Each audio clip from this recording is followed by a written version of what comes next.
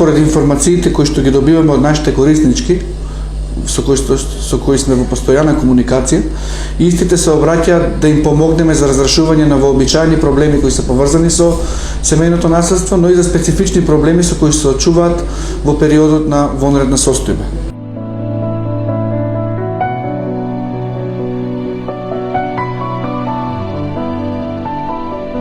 Државата мора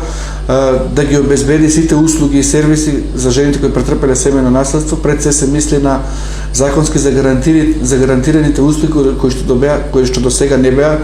обезбедени од страна на државата, меѓутоа истовремено мора да се адаптира и самото постапување на институциите кои се вклучени во системот за заштита, односно адаптирање на нивното постапување во услови на криза.